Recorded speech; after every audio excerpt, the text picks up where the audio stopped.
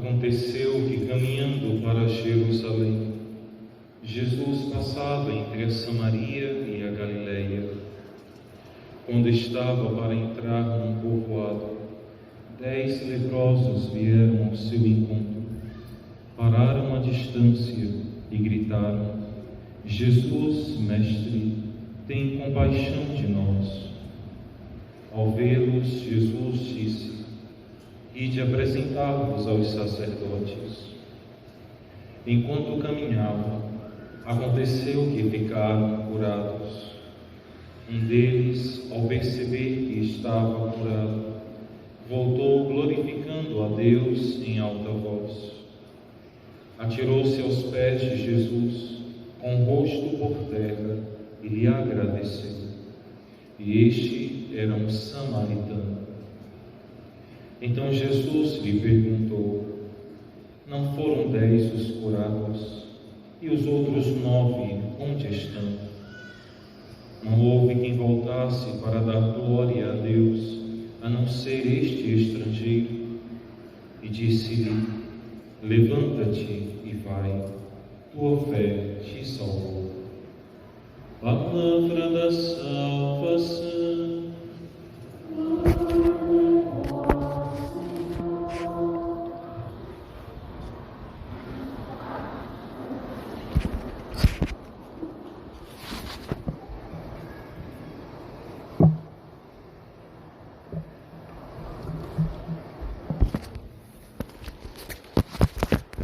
Meus irmãos e irmãs, celebramos este 28º domingo do tempo comum. E a palavra de Deus, de modo muito especial, com este Evangelho de São Lucas, o Evangelho dos 10 leprosos, nos vem chamar a essa profunda atitude de reconhecimento dos bens, dos favores que Deus realiza em nossa vida, e nos chamar a ter um coração profundamente agradecido por tudo aquilo que o Senhor realiza em nosso favor, por tudo aquilo que o Senhor realiza em nossas vidas. Que não estejamos dispersos para tantos bens e graças que Deus nos concede. E para isso a liturgia nos coloca este Evangelho de Jesus, que caminhando em direção a Jerusalém, passando entre a Samaria e a Galileia, descendo da Galileia, passando pela Samaria para chegar a Jerusalém. Samaria que estava no caminho entre a Galileia e Jerusalém. Uma terra, digamos assim, de samaritanos, uma parte do povo que não era muito bem vista pelos judeus, porque esta terra, porque estes samaritanos, como vemos lá no segundo livro dos Reis, capítulo 24, foi um povo, foi uma terra na qual foi colonizada pelos assírios, que enviaram para ali vários povos, e eles, com as suas crenças, com as suas divindades e idolatrias, cultuavam não Deus de Israel, não Deus daquele lugar, mas os seus deuses pagãos. E Deus enviava leões, feras, para acordá-los do seu paganismo. E eles queriam depois adorar a Deus, ao Deus de Yahvé, o Deus daquele lugar, mas ao mesmo tempo adorar os seus próprios ídolos. Depois se mesclaram, e dali vem toda uma fama que os samaritanos tinham em relação aos judeus, como um povo infiel, misturado com os idólatras. Jesus está passando por ali e encontra-se, vem ao seu encontro 10 leprosos.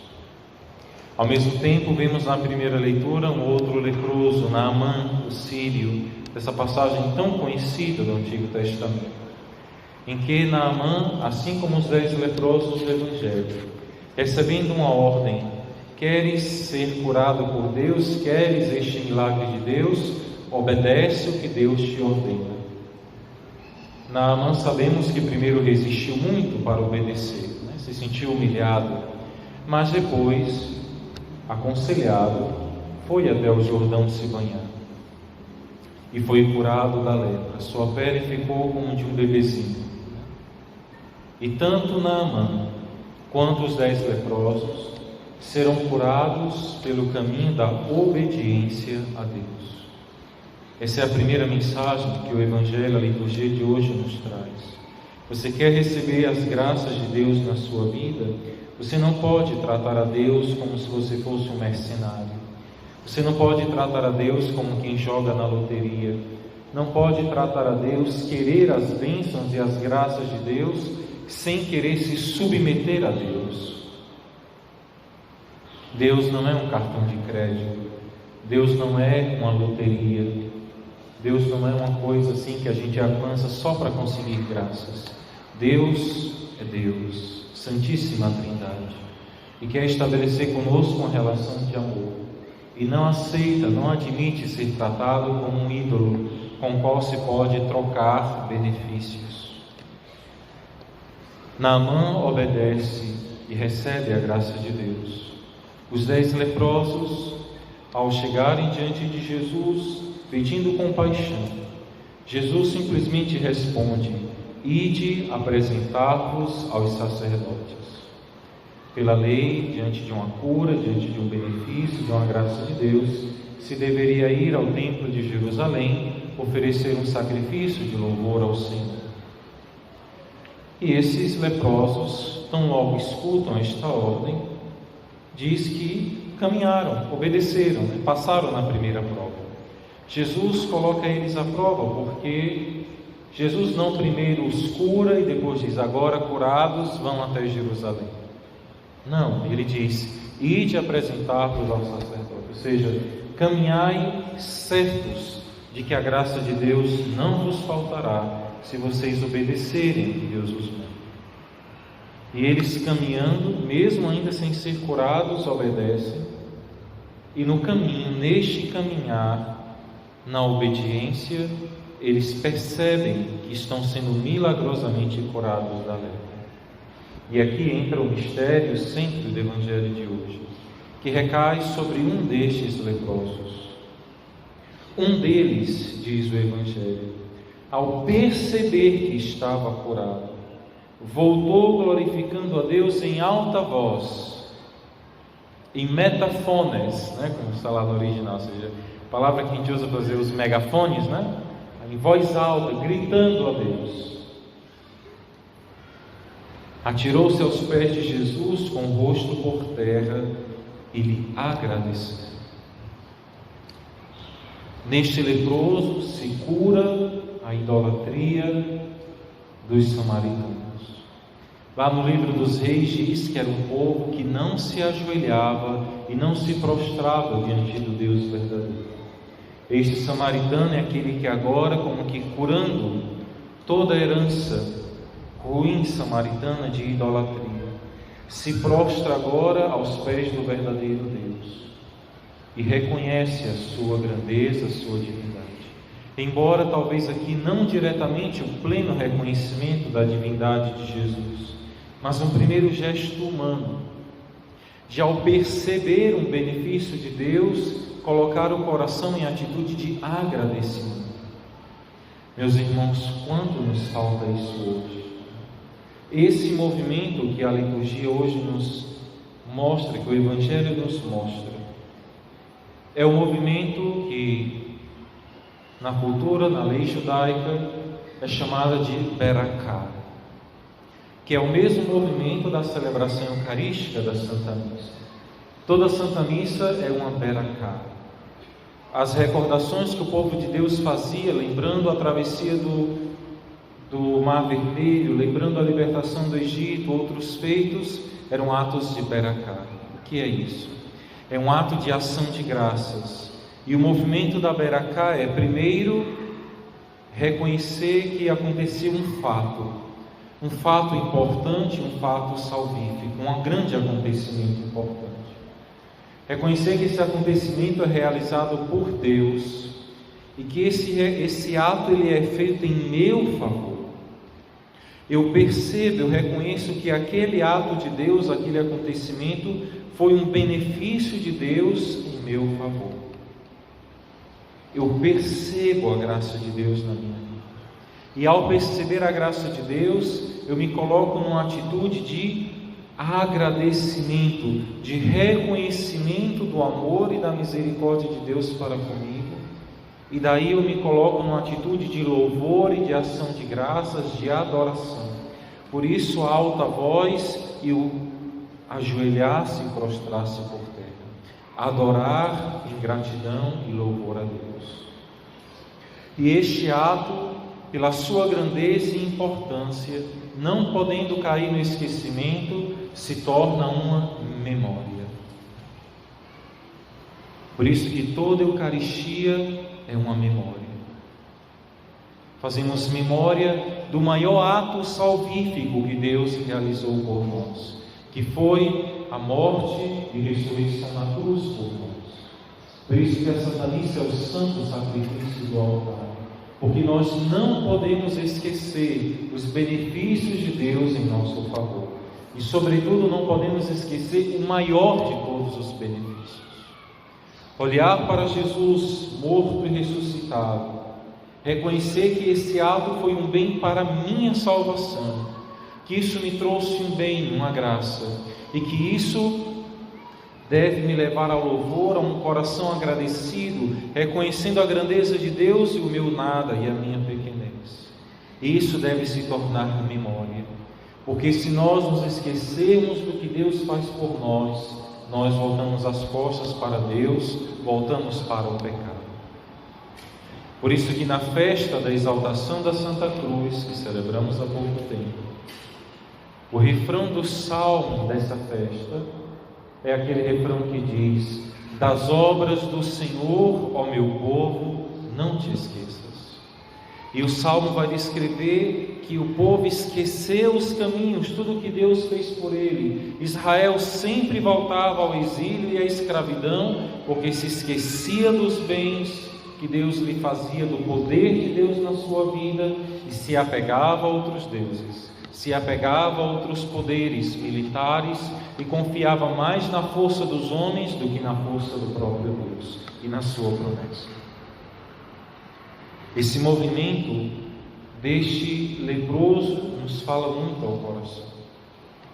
Nos volta toda essa memória da Sagrada Escritura e do movimento que nós devemos ter para com nosso Senhor.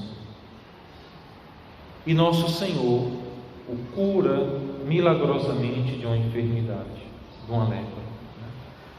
O milagre, meus irmãos, ele não tem uma finalidade em si mesmo, embora seja, claro, um verdadeiro benefício para nós, para quem o recebe. Mas o milagre, ele é uma intervenção de Deus na história.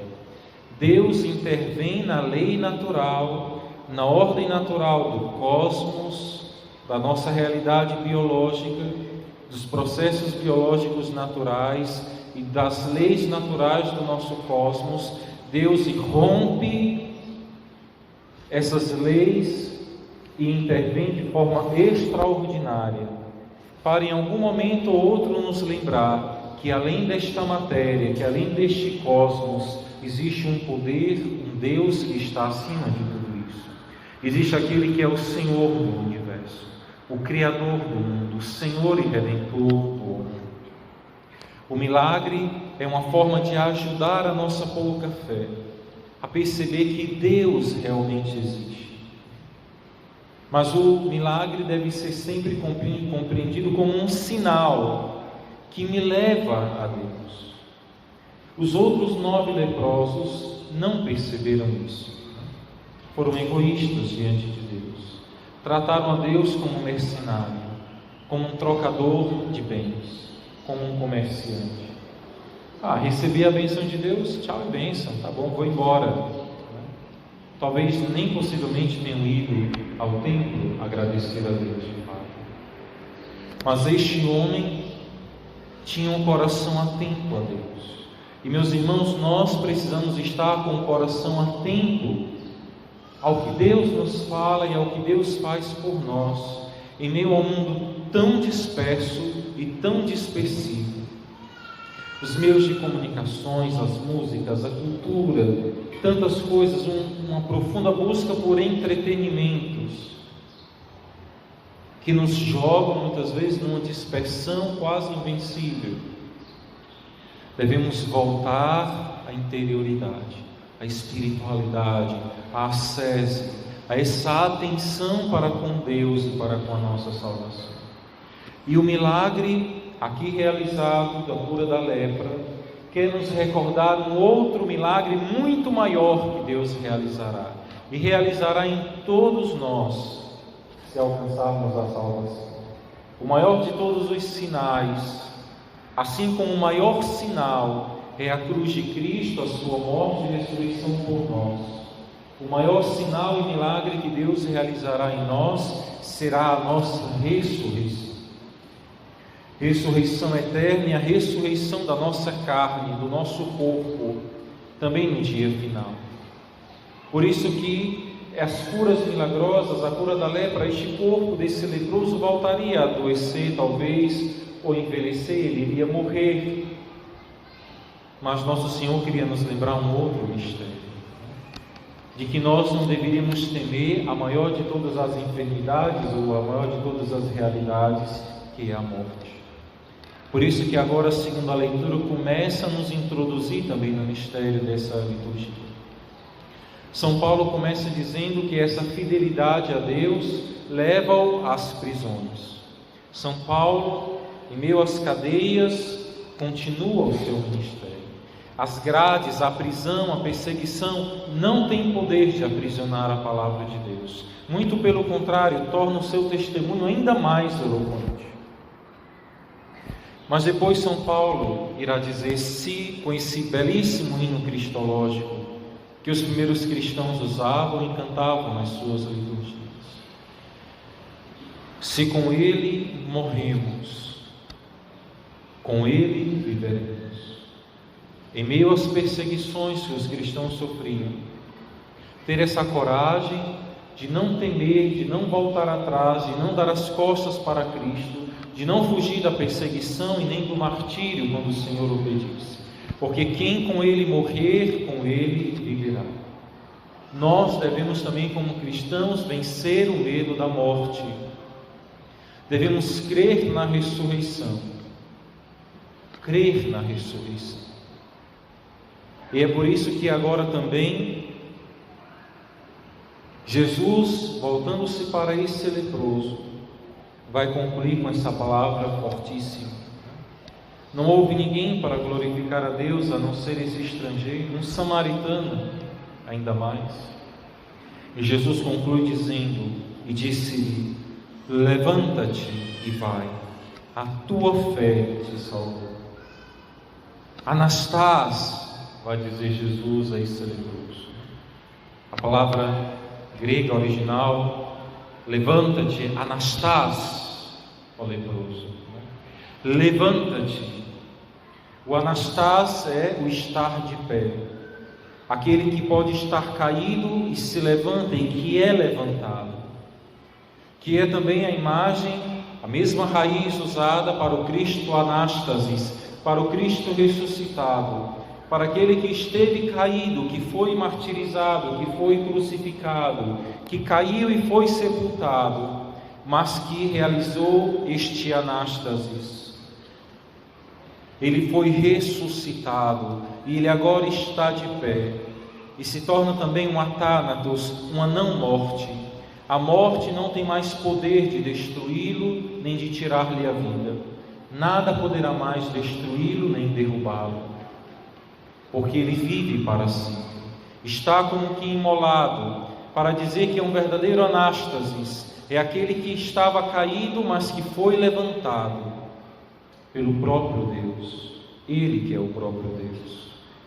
E quando Jesus usa nessa mesma palavra do Evangelho, Anastás, está dizendo para esse leproso, não só levanta-te fisicamente, mas ergue-te na fé. Levanta-te e torna-te um homem à estatura do Cristo. Eleva a tua vida. Torna-te agora um homem que está de pé, levantado, firme, não mais infirmos, porque é um jogo de palavras aqui. A enfermidade é um estar infirmos, enfermo, não firme. Quem está em Cristo está em estado de anastase, está de pé, é um curado, é um ressuscitado. Estar de pé, tua fé te salvou. Esse pistes, do grego, pistes te salvou, a tua fé te salvou. Só que a segunda leitura volta a nos ajudar a entender essa passagem e comunga perfeitamente com ela, porque São Paulo continua dizendo: se nós ficamos firmes, se ficamos de pé, se permanecemos em estado de anastas, de pé com Cristo, com Ele reinaremos. Quem perseverar até o final e for fiel a Cristo, alcançará a salvação eterna. Se nós o negamos, também Ele nos negará. Se você rejeitar a salvação e quiser viver como um caído, você cairá. Assim como se diz dos anjos caídos, será também uma alma caída no fogo do inferno, enferma para sempre. Mas aqui uma palavra central: se lhe somos infiéis, Ele permanece fiel, pois não pode negar-se a si mesmo. Se lhe somos infiéis, se lhe somos apistós, Ele permanece pistos, Ele permanece fiel. A mesma raiz que se tira para falar a palavra fé é a mesma raiz grega que se usa para traduzir a palavra fidelidade. A fé é um ato de fidelidade, e a fidelidade está unida à fé. Mas esse hino cristológico era usado nos primeiros séculos pelos cristãos, não como uma consolação perigosa, digamos assim: mesmo que eu seja infiel, ele vai ser sempre fiel, então não temos que se preocupar, vamos todos para o céu, Uma vez, um dia desse, um bandista falava: não, o inferno não existe, Deus é bom, vai todo mundo para o céu, não importa o que você faça ou deixe de fazer. Seria o perigo, de interpretar hereticamente a Escritura. O que essa passagem quer dizer para nós é uma grande consolação. Se lhe somos infiéis, Ele permanece fiel. Essa fidelidade de Cristo, esse pistos de Cristo, é a fidelidade do seu amor para conosco. Meus irmãos, nós temos que confiar na fidelidade do amor de Cristo por nós. E é isso que sustenta a nossa vida, é isso que sustenta a nossa fé, é isso que sustenta a nossa vocação. Quantas vezes somos tentados a pensar, ou a desistir, ou a desmotivar na caminhada, porque vamos vendo que nós somos fracos, somos infiéis, recorremos em pecados sempre, ou percebemos que estamos caminhando bem, de repente caímos num pecado grande, que nos oprime espiritualmente, e de repente pode vir a nós uma tristeza espiritual, e pensar em desistir, ou deixar para lá aquela força de crescer cada vez mais para Deus. Isso é uma grande tentação, Sobretudo o demônio, a tentação da assídia, é o que mais age por essa via dentro de nós. Uma falsa humildade: não, isso não é para mim, é grandioso demais, eu sou humilde, eu vejo que esse caminho não é para mim, eu sou mais pecador. Não. Meus irmãos, a fé, a nossa fé, é chamada aqui por essa palavra a se manifestar como uma fidelidade, confiança no amor de Deus. São Paulo aqui quer dizer, e esse hino, que mesmo que nós muitas vezes falhamos, que venhamos a trair a nosso Senhor, a ser infiel, poderemos sempre continuar confiando no amor e na misericórdia de Deus. A gente nunca foi se confessar, buscar um padre para se confessar, e o padre nos disse: olhe, vem amanhã porque hoje Deus não está perdoando. Não. Em nenhum momento Cristo olhará para nós e vai dizer: olha, agora basta, desisto de ti, tu vais para o inferno, já está condenado, eu desisto de ti.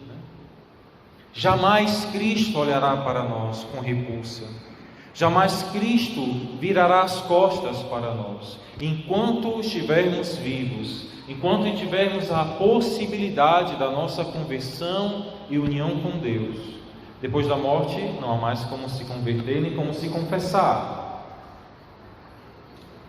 Mas enquanto estamos vivos aqui, nosso Senhor jamais virará as costas para nós.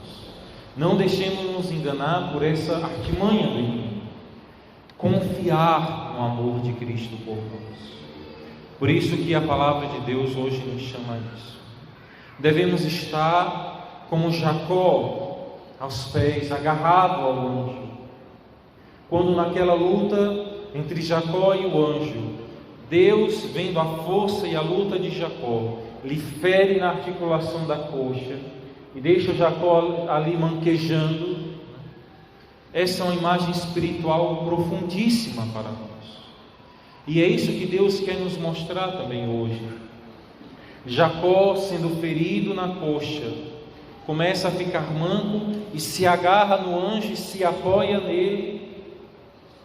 E Deus diz a Jacó, chamado agora, recebendo o nome de Israel, aquele que lutou com Deus: Israel, tu agora conheceste a tua debilidade, agora aprenderás a confiar em Deus.